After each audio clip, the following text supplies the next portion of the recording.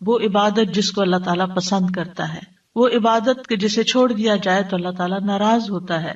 دعا توحید کی بنیاد ہے، یہ ہمیں اپنے رب سے قریب کر دیتی ہے، اس سے ہماری مشکلات آسان ہوتی ہیں، تکلیفیں دور ہوتی ہیں، ہمیں برکتیں حاصل ہوتی ہیں۔ لہٰذا جو مشکلات سے نکلنا چاہتا ہے وہ دعا کو اپنے لیے لازم کر لے، کیونکہ اللہ تعالیٰ ہی پریشانیوں کو دور کرتا ہے۔ امن یجیب المضطر اذا دعاہ ویکشف السوء، بھلا کون ہے جو لاچار کی فریاد رسی کرتا ہے جب وہ اسے پکارتا ہے اور اس کی تکلیف کو دور کر دیتا ہے۔ تو جو شخص بھی مشکلات سے، پریشانیوں سے نجات چاہتا ہے اس کے لیے ضروری ہے کہ وہ دعا کو لازم کر لے، کیونکہ اللہ تعالیٰ ہی پریشانیاں دور کرتا ہے۔ اللہ تعالیٰ کے علاوہ کوئی نہیں جو پریشانی دور کر سکے۔ وقتی طور پر کوئی آپ کو دلاسا دے دے گا، کوئی آپ کی ہمت افزائی کر دے گا، کوئی آپ کا دکھ بانٹ دے گا، لیکن آپ کی مشکل صرف اور صرف اللہ تعالیٰ ہی حل کر سکتا ہے۔ وَإِن يَمْسَسْكَ اللَّهُ بِضُرٍّ فَلَا كَاشِفَ لَهُ إِلَّا هُ وَإِن يَمْسَسْكَ بِخَيْرٍ فَهُوَ عَلَى كُلِّ شَيْءٍ قَدِيرٌ، اگر اللہ تجھے کوئی تکلیف پہنچائے تو اس کے سوا اسے کوئی دور کرنے والا نہیں، اور اگر وہ تجھے کوئی بھلائی پہنچائے تو وہ ہر چیز پر پوری طرح قادر ہے۔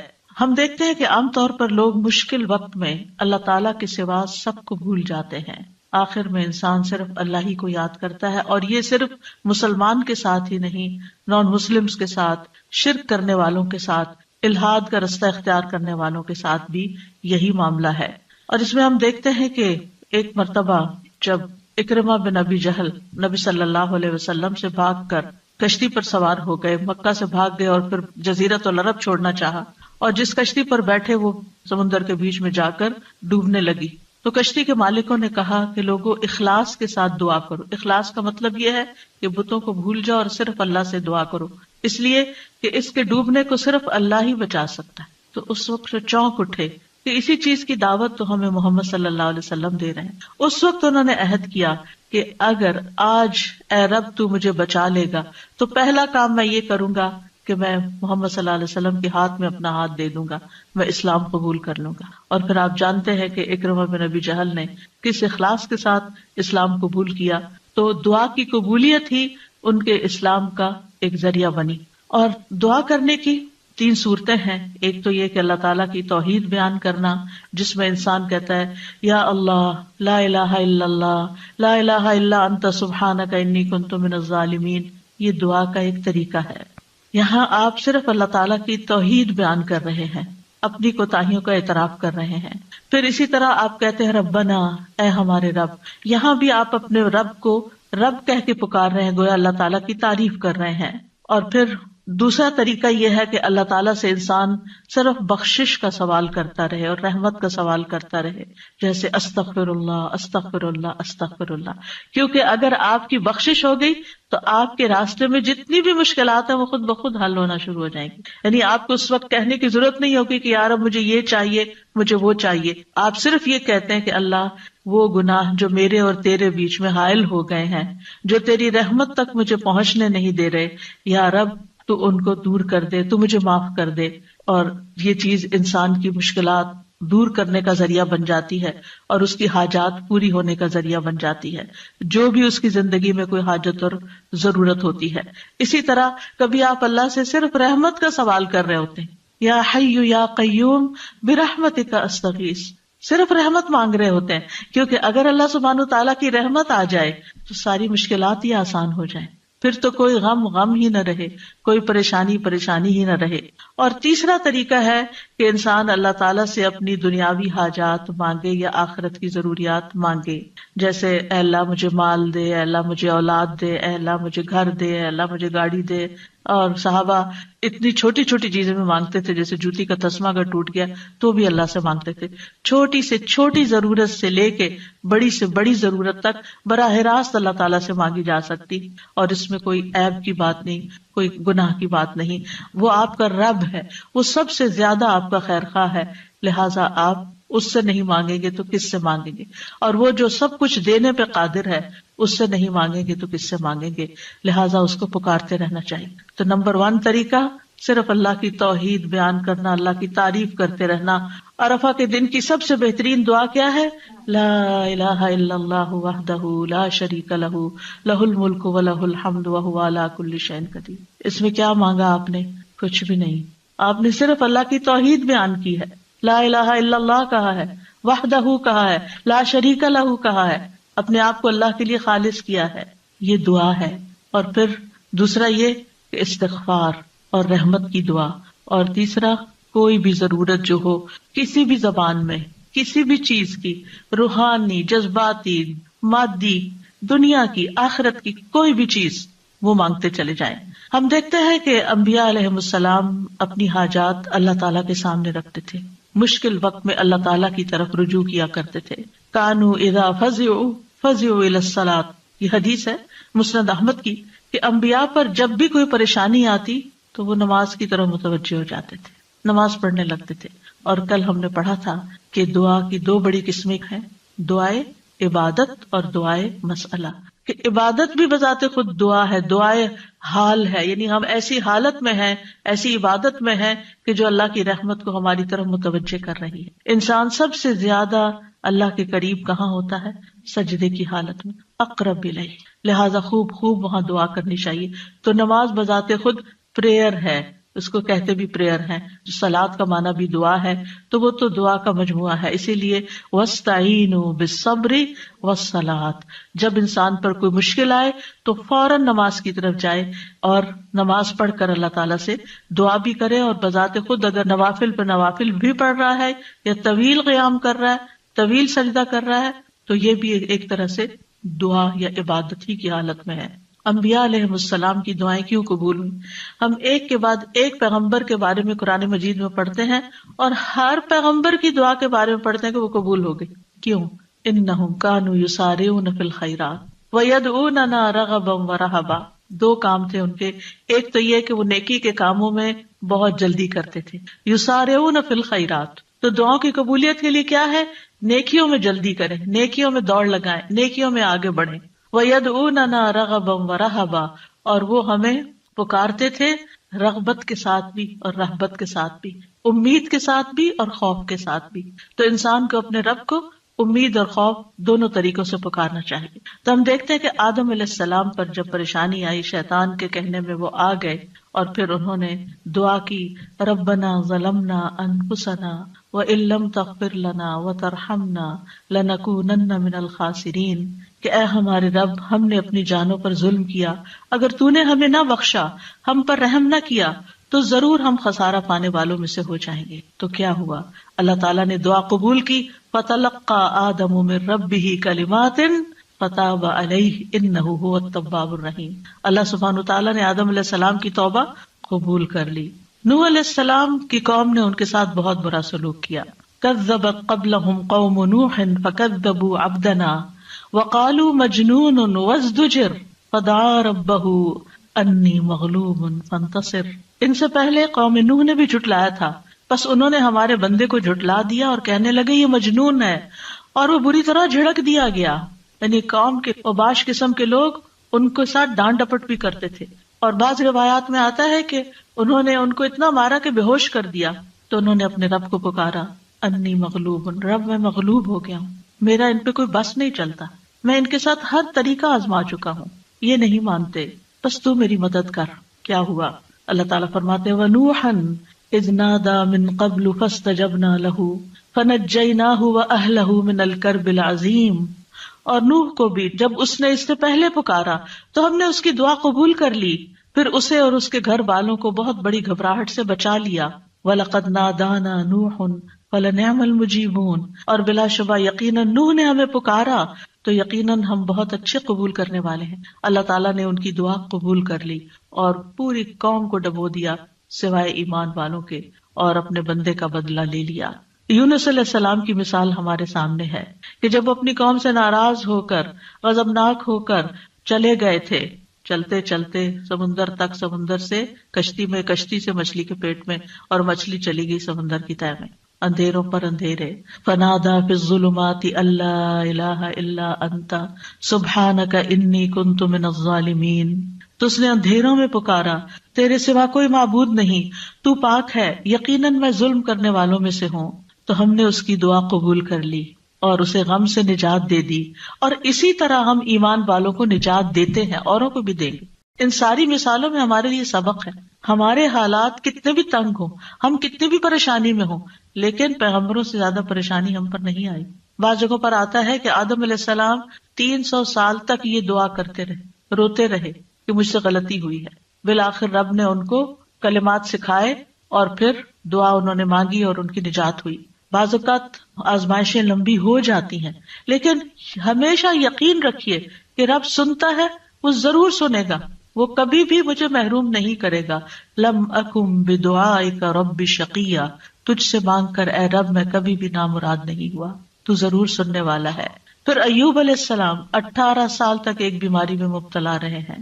وَأَيُّوبَ إِذْ نَادَى رَبَّهُ أَنِّي مَسَّنِيَ الضُّرُّ وَأَنْتَ أَرْحَمُ الرَّاحِمِينَ فَاسْتَجَبْنَا لَهُ فَكَشَفْنَا مَا بِهِ مِنْ ضُرٍّ وَآتَيْنَاهُ أَهْلَهُ وَمِثْلَهُمْ مَعَهُمْ رَحْمَةً مِنْ عِنْدِنَا وَذِكْرَى لِلْعَابِدِينَ.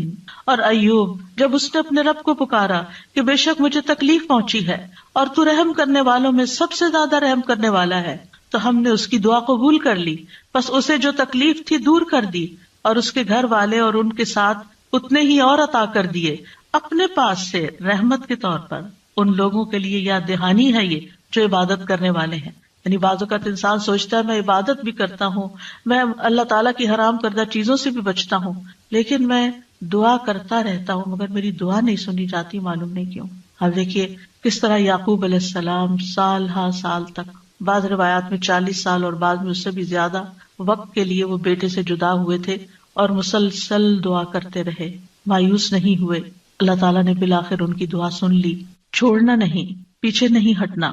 ایوب علیہ السلام نے کہا تھا انی مسنی الضر وانت ارحم الراحمین، اللہ مجھے تکلیف پہنچی ہے اور تو سب سے بڑا رحم کرنے والا ہے، تو سب مہربانوں میں سے بڑھ کر مہربان ہے، تو مہربانی نہیں کرے گا تو اور کون کرے گا. تو یہاں انہوں نے اللہ تعالیٰ کی رحمت کی فریاد کی. پھر ابراہیم علیہ السلام مشکل ترین حالات میں اللہ تعالیٰ پر توکل کرتے ہیں.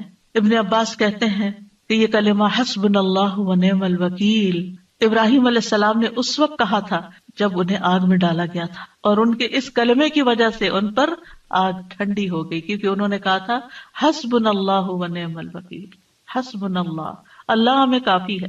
یہ بھی پکارنے کا ایک انداز ہے، اللہ کی رحمت کو طلب کرنے کا ایک انداز ہے. اور ان کے اس کہنے پر اللہ سبحانہ وتعالیٰ نے کیا فرمایا، قلنا یا نار کونی بردم وسلاما علی ابراہیم، اے آگ تو ابراہیم پر سراسر ٹھنڈک اور سلامتی والی بن جا. ابراہیم علیہ السلام نے نیک اولاد کی دعا کی، رب ہب لی من الصالحین فبشرناہ بغلام حلیم، اے میرے رب مجھے لڑکا عطا کر جو نیکوں میں سے ہو، تو ہم نے اسے ایک بردبار لڑکے کی خوشخبری دی. بغلام حلیم، ایسا نہیں ہوا کہ ابراہیم علیہ السلام نے ادھر دعا کی اور ادھر ان کو اسحاق اور اسماعیل علیہ السلام مل گئے. انتہائی بڑھاپے کی حالت میں جا کر بہت سالوں کے بعد دعا قبول ہوئی، لیکن قبول ہوئی.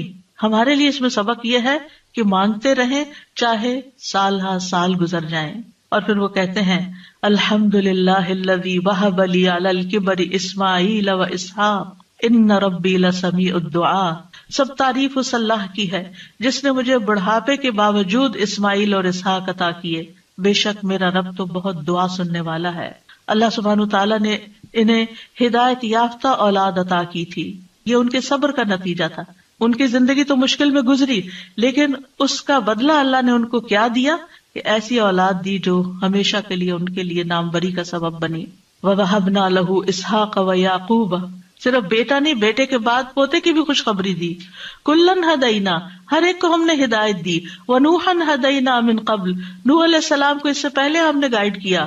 ومن ذریتہ داؤد وسلیمان وایوب ویوسف وموسیٰ وہارون وکذالک نجزی المحسنین، اور اس کی اولاد میں سے داؤد اور سلیمان اور ایوب اور یوسف اور موسیٰ اور ہارون، اور اسی طرح ہم نیکی کرنے والوں کو جزا دیتے ہیں. یعقوب علیہ السلام کا حال آپ کے سامنے ہے.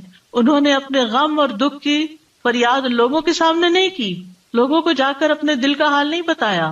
کیا کہا، انما اشکو بثی وحزنی الی اللہ واعلم من اللہ ما لا تعلمون، یعقوب علیہ السلام نے کہا بے شک میں اپنی بے قراری اور غم کی شکایت صرف اللہ سے کرتا ہوں، اللہ ہی میرے دل کا حال جانتا ہے کہ یہاں کیسی کیسی بے قراری ہے بچے کی جدائی میں، اور میں اللہ کی طرف سے وہ باتیں جانتا ہوں جو تم نہیں جانتے۔ بہت کچھ جاننے کے باوجود انہیں یہ نہیں پتا تھا کہ بیٹا مصر میں ہے، اللہ نے نہیں بتایا۔ وہ کہہ سکتے تھے نا اللہ تعالیٰ مجھے بتا دیں وہ کہاں ہے، آپ تو جانتے ہیں آپ مجھے بھی بتا دیں، لیکن اللہ سبحانہ تعالیٰ نے اس کا بھی ایک وقت رکھا تھا۔ اگر پیغمبروں کے لیے قبولیت کا ایک وقت ہے تو ہمارے لیے بھی دعاؤں کی قبولیت کا ایک وقت ہوتا ہے۔ قبولیت کا مطلب یہ نہیں ہوتا کہ بس منہ سے نکلتے ہی بات آپ کی فرمائش پوری ہو جائے۔ اور پھر آپ دیکھیے کہ کس طرح اللہ تعالیٰ نے ان کی دعا قبول کر لی۔ اور پھر ہم دیکھتے ہیں کہ یوسف علیہ السلام کی مثال، انہوں نے تو اپنے لیے ایک انوکھی ہی دعا مانگی، قال رب السجن احب الی، قید خانے میں جانے کی دعا کی تاکہ ان عورتوں کا قید اور مکر جو ہے وہ ان سے دور ہو جائے۔ فاستجاب له ربه فصرف عنه کیدہن، رب نے اس کی دعا قبول کر لی اور ان عورتوں کا مکر فریب حضرت یوسف سے ہٹا دیا۔ انہ هو السمیع العلیم، بے شک وہ خوب سننے والا خوب جاننے والا ہے۔ پھر موسیٰ علیہ السلام کی دعا، کس طرح وہ مدین پہنچتے ہیں تھکے ہارے، کئی دن کے پیدل سفر کے بعد جا کر ابھی بیٹھتے ہیں تو فوراً دیکھتے ہیں کہ کچھ لڑکیاں اپنا ریوڑ لے کے کھڑی ہیں، پانی نہیں پلا پا رہی، خود تھکے ہوئے ہیں، خود بھوکے بھی ہیں، پیاسے بھی ہیں، زخمی بھی ہیں، کچھ فیوچر کا نہیں پتا، لیکن کیا کرتے ہیں؟ سب سے پہلے اپنے رب کو پکارتے ہیں، رب انی لما انزلت الی من خیر فقیر، اور صرف دعا مانگ کے وہیں درخت کے نیچے بیٹھ نہیں جاتے، بلکہ اٹھ کے ان بچیوں کے پاس جاتے ہیں کہ یہ تمہارا کیا معاملہ ہے، اور ان کے سارے ریوڑ کو پانی پلاتے ہیں۔ اور آپ سوچئے کہ ایک شخص جو خود اتنا تھکا وہ اپنے آپ کو وہاں رکھ کے دیکھیے، اگر ہم اتنا لمبا سفر کر کے آئیں اور ہم سے کوئی پانی مانگ بیٹھے، خود تو آفر کرنا دور کی بات کوئی اور مانگ بیٹھے تو شاید ہم جھڑک ہی دیں کہ میں نے بھی تو اتنا ہی سفر کیا نہیں جتنا تم نے کیا۔ یہیں سے تو ہماری لڑائیاں فساد شروع ہوتے ہیں گھروں میں۔ لیکن نیکی کرنے والے انہم کانوا یسارعون فی الخیرات، نیکی کے کاموں میں بہت جلدی کرتے تھے، سستی نہیں کرتے تھے۔ ضرورت مند کو دیکھا، پہچان لیا، اٹھے، نیکی کی، اور ابھی واپس آ کے بیٹھے ہی تھے کہ اللہ سبحانہ تعالیٰ کی طرف سے ہر چیز کی بشارت آ گئی، اور وہ بچی واپس آئی اور پھر گھر لے کر گئی، کھانے پینے کا بھی انتظام ہو گیا، شادی کا بھی انتظام ہو گیا، ٹھکانے کا بھی انتظام ہو گیا، اور اچھی صالح نیک کمپنی کا بھی۔ جب آپ کسی اجنبی ملک میں جاتے ہیں تو آپ کو نہیں پتا ہوتا کہ آپ کو کیسے دوست ملیں گے، آپ کے نیبرز کون سے ہوں گے، آپ کا تعلق کن لوگوں سے ہوگا، لیکن یہ اللہ کی کتنی بڑی رحمت تھی کہ اللہ تعالیٰ نے انہیں ایک نیک صالح انسان کے ساتھ جوڑ دیا کہ اس کی بیٹی کی شادی حضرت موسیٰ علیہ السلام سے ہو گئی اور ان کے درمیان ایک رشتہ قائم ہو گیا۔ یہ بھی سراسر اللہ کی رحمت تھی۔ اللہ تعالیٰ نے ان کی دعا قبول کی۔ موسیٰ علیہ السلام نے ہر مشکل مرحلے میں اللہ تعالیٰ کو ہی پکارا۔ فرعون کے دربار میں جانے لگتے ہیں تو کیا پڑھتے ہیں؟ رب اشرح لی صدری ویسر لی امری واحلل عقدۃ من لسانی یفقہوا قولی واجعل لی وزیرا من اہلی ہارون اخی۔ رب اشرح لی کے علاوہ کہ جو کام کرنے جا رہا ہوں یا اللہ اس کے لیے میرا دل کھول دے، میرا کام آسان کر دے، میری زبان کی گرہ کھول دے، یعنی میرے بولنے میں سلاست ہو جائے، اور اس طرح کی کمیونیکیشن ہو کہ لوگ میری بات سمجھ جائیں، ان کو میری بات سمجھ آ جائے تاکہ وہ مقصد پورا ہو جائے، اور میرے گھر والوں میں سے ایک میرا مددگار بنا دے۔ اللہ تعالیٰ نے ہارون علیہ السلام کو نبی بنا کر ان کا مددگار بنا دیا۔ زکریا علیہ السلام کی مثال، مایوس نہیں ہے، سال ہر سال تک اولاد کی دعا کرتے، انتہائی بڑھاپے میں بھی۔ وَزَكَرِيَّا إِذْ نَادَىٰ رَبَّهُ رَبِّ لَا تَذَرْنِي فَرْدًا وَأَنْتَ خَيْرُ الْوَارِثِينَ، اور زکریا کو جب اس نے اپنے رب کو پکارا، اے میرے رب مجھے اکیلا نہ چھوڑ، اور تو سب وارثوں سے بہتر ہے، تو ہم نے اس کی دعا قبول کر لی۔ فَاسْتَجَبْنَا لَهُ وَوَهَبْنَا لَهُ يَحْيَىٰ، اور ہم نے اس کو یحییٰ عطا کیا، وَأَصْلَحْنَا لَهُ زَوْجَهُ، اور اس کی بیوی کو اس کے لیے درست کر دیا۔ یعنی بعض اوقات ہم سوچتے ہیں کہ انفرٹیلٹی کا پرابلم ہے، بچہ ہو ہی نہیں سکتا، اللہ تعالیٰ سب کچھ کر سکتا ہے، اللہ تعالیٰ وہ بھی ٹھیک کر سکتا ہے، کیونکہ ان اللہ علی کل شیء قدیر، اللہ تعالیٰ ہر چیز پر قدرت رکھتا ہے۔ اس لیے مایوسی کس بات کی؟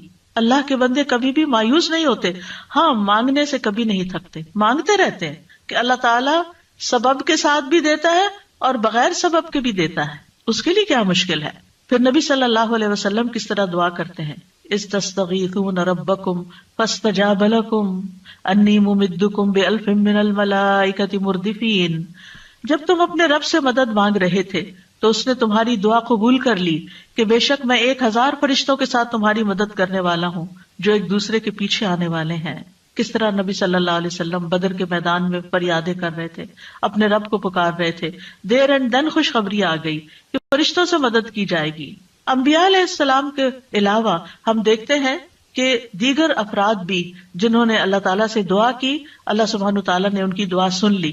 سورۃ المؤمن میں جو مرد مومن ہے، جو فرعون کے دربار میں سے ہی ایک شخص اٹھتا ہے اور پھر وہ لوگوں کو نصیحت کرتا ہے اور کیا کہتا ہے، فَسَتَذْكُرُونَ مَا أَقُولُ لَكُمْ وَأُفَوِّضُ أَمْرِي إِلَى اللَّهِ إِنَّ اللَّهَ بَصِيرٌ بِالْعِبَادِ.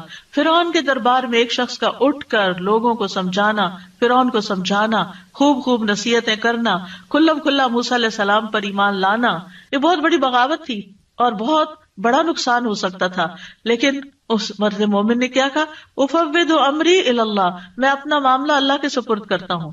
کیا ہوا پھر، فَوَقَاهُ اللَّهُ سَيِّئَاتِ مَا مَكَرُوا وَحَاقَ بِآلِ فِرْعَوْنَ سُوءُ الْعَذَابِ. اللہ نے اسے ان کی بری چالوں سے بچا لیا جو انہوں نے تدبیریں کی تھی، ان سے نجات دی، اور آل فرعون کو برے عذاب نے گھیر لیا.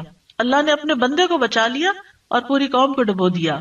پھر اسی طرح کچھ واقعات احادیث میں آتے ہیں، جیسے غار والوں کا قصہ ہے، کس طرح اللہ سبحانہ تعالیٰ نے ان کی دعائیں سنی اور صرف دعاؤں کے نتیجے میں غار کے دروازے سے پتھر ہٹ گیا اور وہ باہر نکل آئے. پھر اسی طرح ایک اور بچے کا واقعہ ملتا ہے جسے بادشاہ نے جادوگر کے پاس جادو سیکھنے کے لیے بھیجا، تو اس نے جادو سیکھنے کی بجائے الٹا اللہ تعالیٰ کی پہچان کا علم کسی سے حاصل کر لیا راستے میں. جب بادشاہ کو پتا چلا تو بہت ناراض ہوا اور غصے میں آ کر اس نے کہا کہ اس بچے کو فلاں پہاڑ پہ لے جاؤ اور اسے پہاڑ کی چوٹی سے گرا دو تاکہ یہ ہلاک ہو جائے، اور اگر یہ اپنے دین سے پھر جائے تو اسے چھوڑ دینا، انکار کرے تو نیچے پھینک دینا. بادشاہ کے جو ساتھی تھے وہ لڑکے کو پہاڑ کی چوٹی پر لے گئے. اس لڑکے نے ایک دعا مانگی، اللہم اکفنیہم بما شئت، اللہم اکفنیہم بما شئت، اے اللہ جس طرح تو چاہے تو مجھے ان کے مقابلے میں کافی ہو جا، ان کے مقابلے میں تو میرا ساتھ دے. تو کہتے ہیں پہاڑ پر ایسا زلزلہ آیا کہ جس سے اس کے سارے ساتھی جو لے کے گئے تھے وہ سارے گر گئے، وہ سب الٹے گرے اور وہ لڑکا چلتا ہوا بادشاہ کی طرف دوبارہ آ گیا. بادشاہ نے اس لڑکے سے پوچھا تیرے ساتھیوں کو کیا ہوا؟ لڑکے نے کہا اللہ مجھے ان سے کافی ہو گیا. بادشاہ نے پھر اس لڑکے کو اپنے ساتھیوں کے اور لوگوں کے حوالے کر کے کہا کہ اسے ایک چھوٹی سی کشتی میں بٹھاؤ اور سمندر کے بیچ میں جا کے کشتی الٹ دو، اس کو وہاں پھینک دو، اگر یہ اپنے دین سے پھر جائے تو چھوڑ دینا، انکار کرے پھینک کے آ جانا. بادشاہ کے ساتھی اس لڑکے کو لے کر گئے تو لڑکے نے پھر یہی دعا کی، اللہم اکفنیہم بما شئت، اے اللہ تو جس طرح چاہے مجھے ان سے کافی ہو جا. پھر وہ کشتی بادشاہ کے ساتھیوں سمیت الٹ گئی، سب غرق ہو گئے اور وہ لڑکا چلتا ہوا واپس بادشاہ کے پاس آ گیا. بادشاہ نے اس لڑکے سے کہا تیرے ساتھیوں کا کیا ہوا؟ کہنے لگا اللہ مجھے ان کے مقابلے کے لیے کافی ہو گیا. اور واقعی اللہ ہی کافی ہوتا ہے دشمن سے نمٹنے کے لیے. انسان کے اپنے پاس زور نہیں ہوتا، طاقت نہیں ہوتی، ہم کمزور ہوتے ہیں، لیکن اگر اللہ کی مدد آ جائے تو انسان ہر طرح کی مشکلات پہ قابو پا سکتا ہے. آسیہ علیہ السلام کی مثال ہمارے سامنے ہے کہ کس طرح انہوں نے فرعونیوں سے نجات کے لیے دعا مانگی اور کہا رب ابن لی عندک بیتا فی الجنہ ونجنی من فرعون وعملہ ونجنی من القوم الظالمین. اے میرے رب میرے لیے اپنے پاس جنت میں ایک گھر بنا دے اور مجھے فرعون سے اور اس کے عمل سے نجات دے اور مجھے ظالم قوم سے نجات دے. تو کیا ہوا؟ اللہ تعالیٰ نے ان کی دعا قبول کر لی.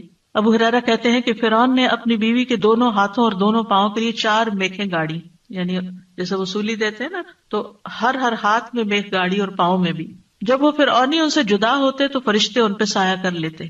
اس وقت انہوں نے یہ دعا کی، بس اللہ تعالیٰ نے جنت میں ان کے گھر سے پردہ ہٹا کر ان کو گھر دکھا دیا، یہ گھر بن چکا ہے تمہارا، اس صبر کی بدولت جو انہوں نے اس تکلیف پر کیا اور اپنے ایمان کو بچایا. سارہ علیہ السلام نے کس طرح اس ظالم بادشاہ کے مقابلے میں مدد طلب کی. آپ جانتے ہیں کہ ابراہیم علیہ السلام نے حضرت سارہ کے ساتھ ہجرت کی تھی اور انہیں لے کر ایک شہر میں پہنچے. جو اس کا بادشاہ تھا وہ بہت ظالم تھا، اور جب اسے پتا چلتا کہ کوئی مسافر ایسا ہے جس کے ساتھ بہت خوبصورت عورت ہے تو وہ اس سے زبردستی چھین لیتا تھا. اسے پتا چلا کہ ابراہیم علیہ السلام اپنے ساتھ ایک ایسی عورت کو لائے ہیں جو عورتوں میں سب سے زیادہ خوبصورت ہے. تو انہوں نے ابراہیم علیہ السلام کو پیغام بھیجا کہ یہ تمہارے ساتھ کون ہے؟ تو انہوں نے کہا کہ یہ میری بہن ہے. پھر سارا کے پاس گئے تو انہوں نے کہا میری بات کو جھٹلانا نہیں، کیونکہ میں نے ان کو بتایا کہ تم میری بہن ہو، اللہ کی قسم اس سرزمین میں میرے اور تمہارے علاوہ دوسرا کوئی مومن نہیں، یعنی ہم ایمان میں بہن بھائی ہیں۔ تو انہوں نے پھر سارا کو ظالم کے پاس بھیج دیا۔ بادشاہ سارا کی طرف بڑھنے لگا تو یعنی حضرت سارا نے اٹھ کر وضو کیا، نماز پڑھنے لگی اور یہ دعا کی، اللہم ان کنت آمنت بک وبرسولک واحسنت فرجی الا علی زوجی فلا تسلط علی الکافر۔